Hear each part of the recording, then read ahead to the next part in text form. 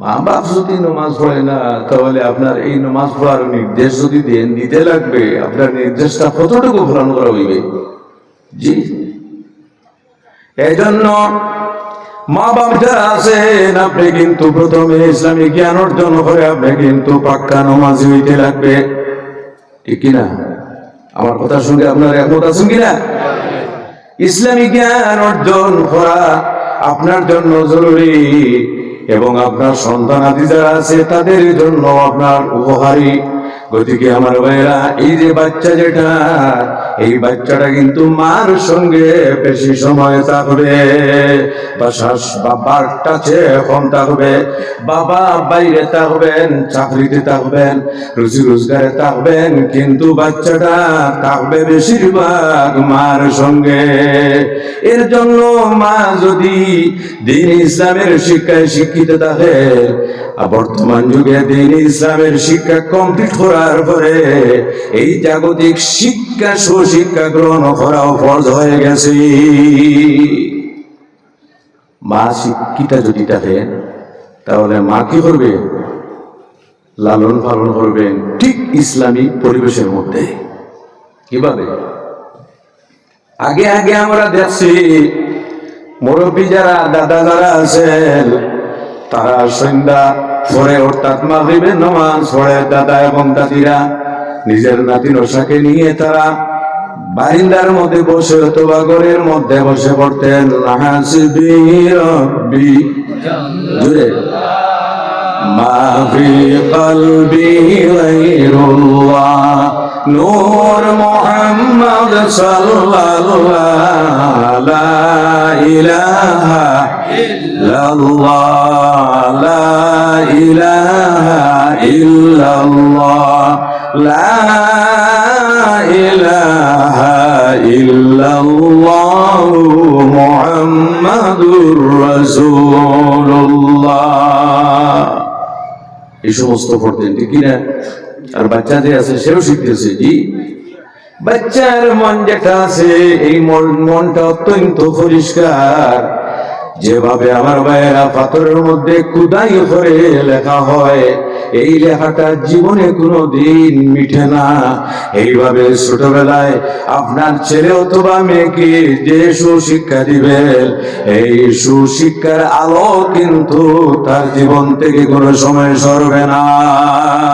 সুবহানাল্লাহ বলে। এই জন্য মার জন্য উচিত, মা যদি ফরজগার হন, ইসলামী শিক্ষায় শিক্ষিত হন, বাচ্চা কিন্তু ভালো হবে। এর সঙ্গে আমি একটা ঘটনায় ঘটতেছি, হয়তো আপনারা অনেক আগে আমার তরফ থেকে শুনেছেন। আমার ভাইরা একজন ওলি পৃথিবীর মধ্যে ছিলেন, যে ওলি মার গর্ভ থেকে যখন জন্মগ্রহণ করেন, তখন সেই ওলির কিন্তু 17 পারা কোরআন শরীফের হিফজ ছিল। সুবহানাল্লাহ বলে। কত পারা? 17 পারা কোরআন শরীফ হিফজ ছিল। আল্লাহু আকবার। এজন্য বাচ্চা যখন মার গর্ভে থাকে, তখন মা ভালো কাজ করলে এই ভালো কাজের প্রভাবটা বাচ্চার উপরে পড়ে। বাস্তব কথা বলতেছি আমি। গতিকে আমার ভাইয়েরা, এই ওলি হলেন গৌসে আজম আব্দুল কাদের জিলানী মাহবুবে সুবহানী রাহমাতুল্লাহি তাআলা আলাইহি। একটু উল্লেখ করবো ঘটনা। জি, শিক্ষার জন্য উল্লেখ করবো। জন্মগ্রহণ করলেন 17 পারা কোরআনের হাফিজ। আল্লাহু আকবার। অবাক হওয়ার কথা নয়। জি, 17 পারা কোরআন শরীফের হাফিজ। হযরতে আবু সালেহ নজমউদ্দিন, উনার বাবা মক্কা শরীফে গেলেন, কোন কারণবশত পেটের মধ্যে ক্ষুধা লাগলো। দেখতে পেলেন নদীর মধ্যে একটা আপেল ভাসিয়া যাইতেছে। পেটের ক্ষুধার জ্বালায় আপেলটা উঠাইলেন। উঠানোর পরে যখন আপেল খেয়ে যখন নিজের ক্ষুধা নিবারণ করেন, তারপরে মনে আসলো, আমি তো মারাত্মক বুড়ো হলাম, পেটের ক্ষুধা নিবারণ করলাম, কিন্তু আমি যে আপেলটা খাইলাম, মালিকের দাবি যদি থাকে, তাহলে কিয়ামতের দিন নেকি দিয়ে দাবি আদায় করতে লাগবে। তাই কিন্তু আমার আপেলের বাগান খুঁজাইতে লাগবে কোন জায়গায় আছে, আর দাবিটা কিন্তু আমার চাইতে লাগবে। আল্লাহু আকবার, কত পরেজগার। জি, বর্তমান যুগে মা মনে হয় এইরকম প্রত্যেক গাঁর মধ্যে 100 জন হওয়া যাইবে। জি, একটু আওয়াজ দেন না। 100 জন করে মনে হয় পাওয়া যাইবে, ঠিক কিনা? কিও পাওয়া যাইবে, পাওয়া যাইবে। আল্লাহু আকবার। বর্তমান যুগে কম্পিটিশন চলতেছে, কে হার মালটা পাইবে। জি, জনজান নামাজের আগে কথা প্রসঙ্গে বলতেছি, আপনারা কিন্তু খারাপ পাবেন না। আমি দেখছি জনজান নামাজের আগে মানুষের সম্মুখে বর্ণনা করা হয়, আমার বাবা, আমার চাচা, আমার মামা, আমার ভাতিজা, আমার ভাই দুনিয়া থেকে বিদায় নিয়ে গেছেন, নিশ্চয় ঋণ তিনি থাকতে পারেন, মানুষের সঙ্গে লেনদেন থাকতে পারে। যদি আমার ভাইয়ের যদি লেনদেন কারো সঙ্গে থাকে, অর্থাৎ আমার ভাই যদি কোনো মানুষের কাছে যদি ঋণী থাকে, তখন করার পরে আমাদের সঙ্গে যোগাযোগ করবেন, আমরা কিন্তু ঋণ পরিশোধ করে দেব। হ্যাঁ, শত মনে হয় 2 জন বাইরে ঋণ পরিশোধ করে, আর বাকি যারা এরা হয় मुफ्त का माल दरिया में डाल, वो तो गया कब्र में, अब क्या जरूरत है ऋण परिशोध करने का, ठीक है ना? जी, খুব কম। হ্যাঁ হ্যাঁ, একটা আপেল, আচ্ছা এই আপেলটা কথিত আপেল, ঋণ যদি দাবি না ছাড়াইলে কোনো গুনাহ নয়। সুবহানাল্লাহ বলেন। সুবহানাল্লাহ। কথিত আপেল পানিতে ভাসিয়ে যাইতেছে, উঠাইলা, উঠানির পরে যখন খাওয়ার পরে ক্ষুধা নিবারণ হইল, তখন মনে মনে ভাবলেন, না, আপেলের দাবিটা কিন্তু আমার ছাড়াইতে লাগবে। জঙ্গলের দিকে রওনা, আপেলের বাগান খুঁজাইবার জন্য। যাইতে যাইতে দেখতে পেলেন আপেলের বাগান, ডাকলেন বাগানের মালিককে।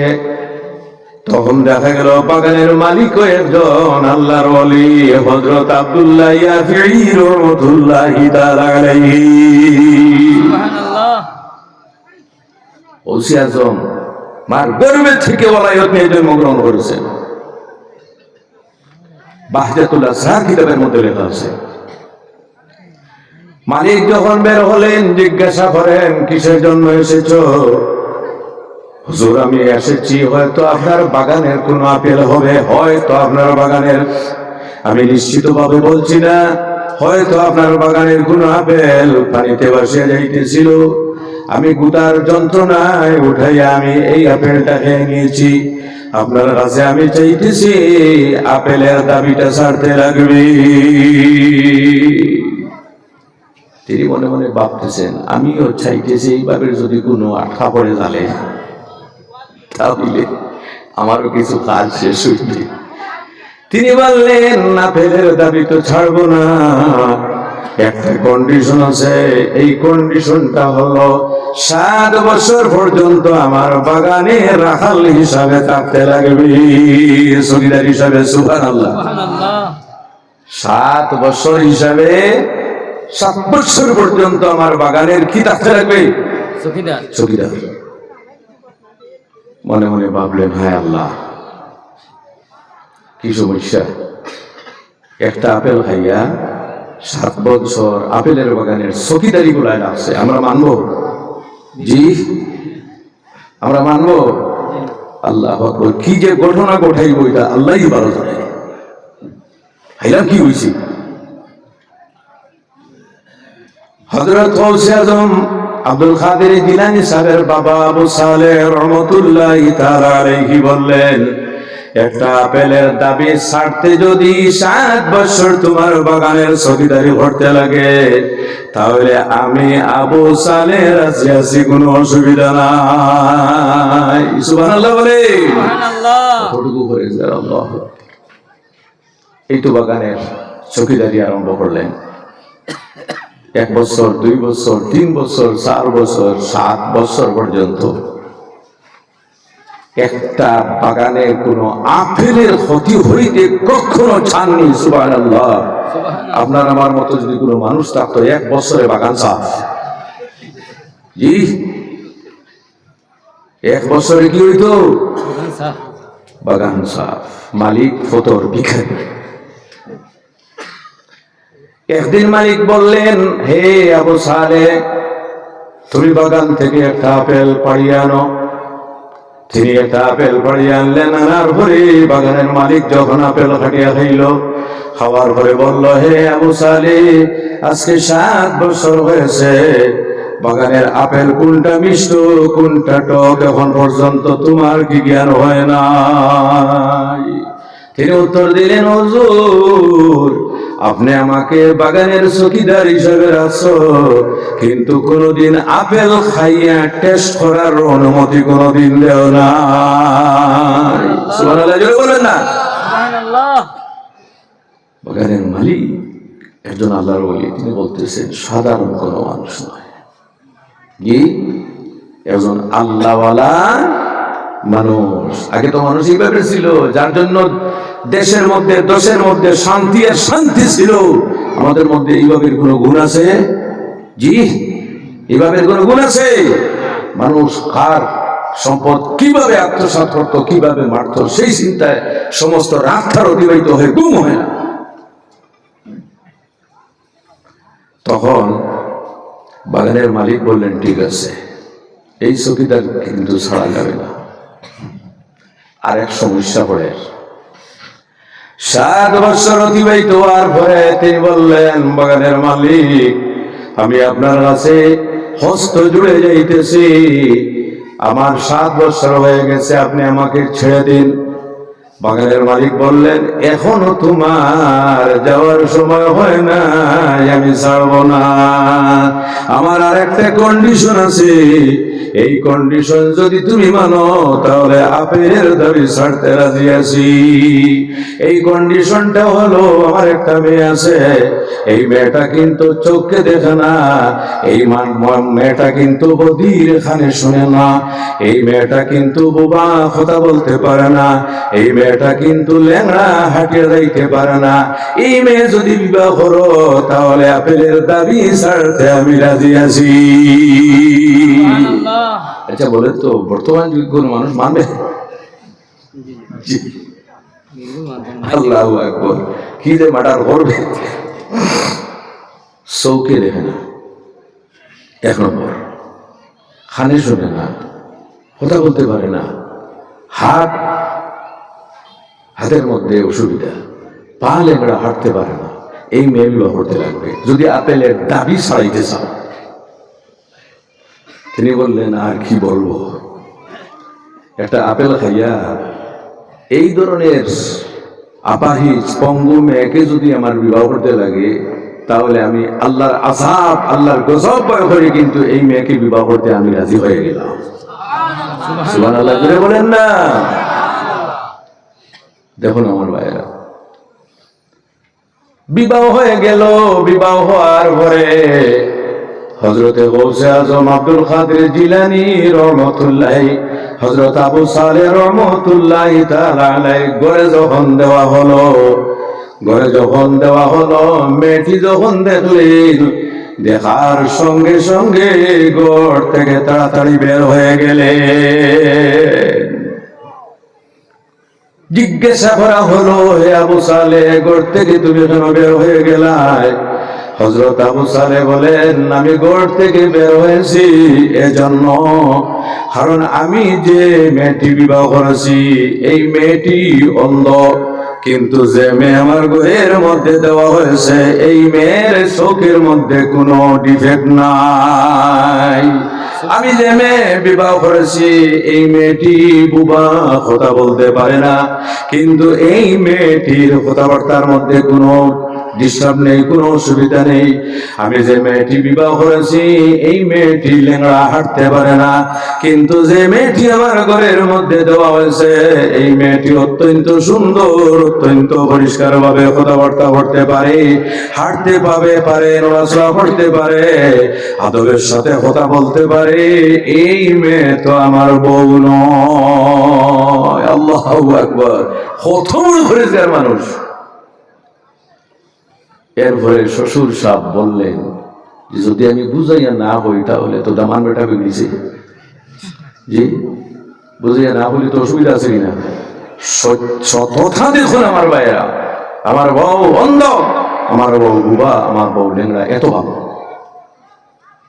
আর আমাদের মধ্যে অনেক যুবক আছে বিবাহ হওয়ার পরে যদি কোনো কারণবশত মেয়ের কান্না কাটির কারণে যদি মুখটা একটু খালে হয়ে যায়, মনে হয় বোধহয় জি এইভাবে ঘটনা হয়। আপনাদের এলাকার কথা বলতেছি না।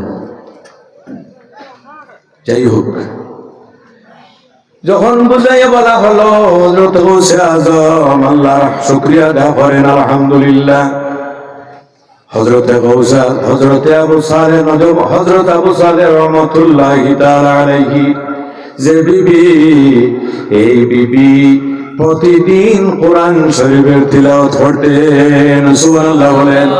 গৌসে আযম পেটের মধ্যে যখন আসলেন, মা প্রতিদিন 17 পারা কোরআন শরীফের হিফজ ছিলেন। মা পুরা কোরআন তিলাওয়াত করতেন, কিন্তু 17 পারার হিফজ ছিলেন। হযরতে গৌসে আযম মার পেটে 17 পারা কোরআন শরীফ মার পেটে থাকা অবস্থায় তিনিও মুখস্থ করে ফেললেন। দুনিয়াতে যখন আসলেন, নেশার হয়ে দেখা যায় দুনিয়ার সমস্ত বাচ্চাদের অবস্থা আলাদা, আর গৌসে আযমের অবস্থা কিন্তু আলাদা। বড় হওয়ার পরে বগদাদ শরীফের মাদ্রাসার মধ্যে যখন এডমিশন করানো হলো, এডমিশন করানোর পরে উস্তাদ যখন শিক্ষা দিলেন, পড়াইতেছেন ইসলামী শিক্ষা, তুমি বলো হে আব্দুল কাদির, আউযু বিল্লাহি মিনাশ, আমার সঙ্গে বলুন, আউযু বিল্লাহি মিনাশ শাইতানির রাজিম। হযরত গৌসে আযম অ্যাডভান্স হয়ে বললেন বিসমিল্লাহির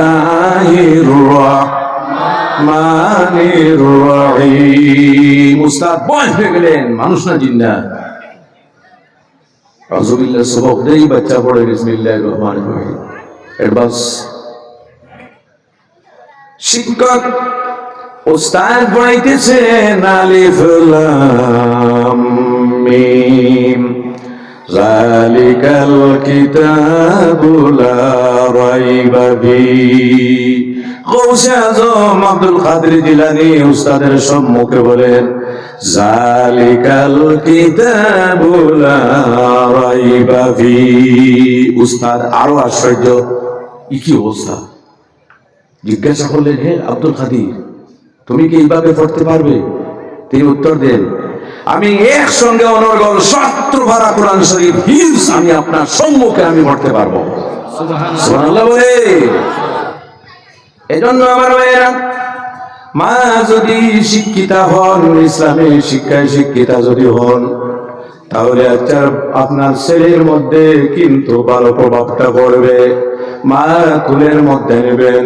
মা যদি ফরেজগার হন, তাহলে বাচ্চার মধ্যে ফরেজগারির ইফেক্টটা পড়বে। 7 বছর বয়সে তোমার জন্য গার্জিয়ান যারা, অভিভাবক যারা, তাদের জন্য উচিত 7 বছর বয়সে কিন্তু নামাজের নির্দেশ দিতে লাগবে। বাবা তুমি নামাজ পড়ো, নামাজ পড়তে লাগবে। সঙ্গে সঙ্গে আপনি অভিভাবক বাবা যিনি আছেন, আপনার মধ্যেও নামাজ পড়ার কিন্তু অভ্যাস থাকতে লাগবে। লাগবে কিনা? একজন মা নিজের ছেলেকে আমলদার বানাইতে কৌশল অবলম্বন করতে পারেন, যেমন কৌশল অবলম্বন করেছিলেন হযরতে ফরিদউদ্দিন গঞ্জে শকর রহমাতুল্লাহি তাআলা আলাইহি মা জননী। সুবহানাল্লাহ বলে। হযরত ফরিদউদ্দিন গঞ্জে শকর রহমাতুল্লাহি তাআলা আলাইহি ছোটবেলায় বাবার ইন্তেকাল হয়ে গেছে।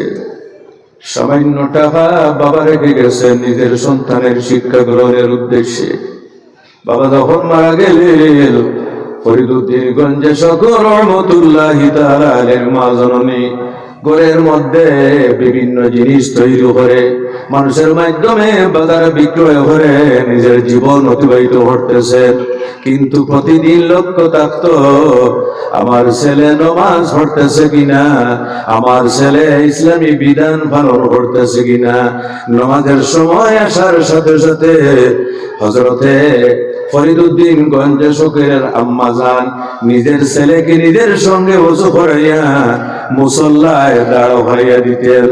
হযরত ফরিদউদ্দিন গঞ্জ শোকর রহমাতুল্লাহি তাআলা আলাইহির মিঠা জিনিস কিন্তু ভালো ছিল। শুধুমাত্র উনার নয়, যে কোনো বাচ্চা কিন্তু মিঠা জিনিস ভালো পায়, ভাই কিনা?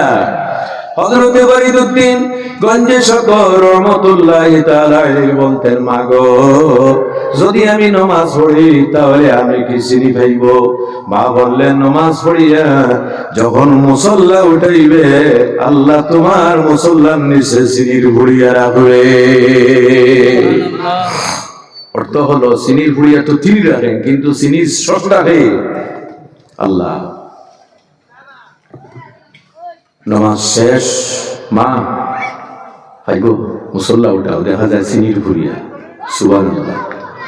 তখন উৎসাহটা আরো বাড়ছে যে নামাজ পড়লে কি পাওয়া যায়? চিনি পাওয়া যায়। জুড়ে বলেন, নামাজ পড়লে কি পাওয়া যায়? চিনি পাওয়া যায়। কিন্তু আমাদের মা বাপদের আছেন না, কোন নিজের কথা যদি মানে না তাহলে ডান্ডা লাগাইয়া বেত্রাঘাত। কিন্তু একটা দিন বলেন না যে বাবা তুমি মসজিদে যাও। বাবা যদি নামাজি না থাকেন তাহলে ছেলে উত্তর দিবে, বাবা আগে আপনি নামাজ পড়ো। জি, তাহলে বাবাও নামাজি হবে আর সন্তান তো নামাজি হবে, ঠিক কিনা? এইভাবে বড় হইতেছেন। বড় হইতে হইতে সামান্য যখন নিজের মধ্যে বুঝ আসলো, নিজের মধ্যে যখন জ্ঞান আসলো, তখন একদিন নিজে নিজে বাইরে ওযু করে মুসল্লায় দাঁড়িয়ে গেলেন। দাঁড়িয়ে বললেন, মা গো, আজকে মুসল্লা বিছিয়ে দিয়েছো, আমি যদি নামাজ পড়ি তাহলে কি চিনির ভুড়িয়া পাইব?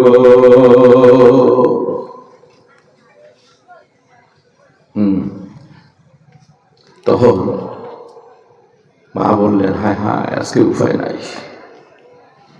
আমি তো চিনির ভুড়িয়া রাখার সুযোগ পাই নাই। জি, আজকে আমার ছেলে যখন নামাজ পড়ে আর পরে যা নামাজ উঠাইবে তখন চিনির ভুড়িয়া পাইবে না। তখন তার অন্তর থেকে আল্লাহর বিশ্বাস যেটা আছে সেটা কিন্তু উঠে যাবে। হযরত ফরিদউদ্দিন গঞ্জে শোকর নামাজ পড়তেছেন আর মা জননী পিছনে আল্লাহর দরবারে দোয়া পড়তেছেন যে আল্লাহ, আমি আমার ছেলেকে আপনার সম্মুখে আমি দাঁড় করাইয়া দিয়েছি। আয় আল্লাহ, আমার ছেলেকে আপনার সম্মুখে আমি দাঁড় করাইয়া দিয়ে ভালো আছেন। এখন কিন্তু বাদ বাকি যে কাজ আপনি মাওলা করতে লাগবে। জুড়ে বলুন সুবহানাল্লাহ।